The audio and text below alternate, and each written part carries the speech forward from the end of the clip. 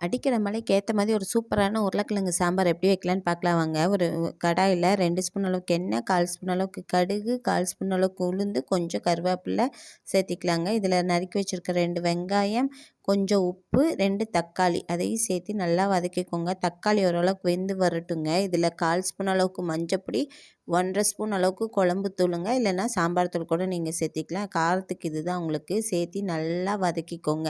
தக்காளி ஓரளவுக்கு நல்லா வதங்கி வர அளவுக்கு வதக்கிக்கலாங்க. ஒரு மிக்ஸி ஜாரில் 2 லவங்கம், சின்ன துண்டு பட்டை, 1/4 ஸ்பூன் அளவுக்கு சோம்பு, ஒரு 2 கீத்தளவுக்கு தேங்காய், 2 டேபிள் ஸ்பூன் பொட்டுக்கடலை, ஒரு 2 இலை கருவேப்பிலை, ஒரு 2 பூண்டு சேர்த்து நைஸாக தண்ணி விட்டு அரைச்சிக்கலாங்க. இது அதில் விட்டு தேவையான அளவுக்கு தண்ணி விட்டு நல்லா மிக்ஸ் பண்ணி கொதிக்க விடுங்க.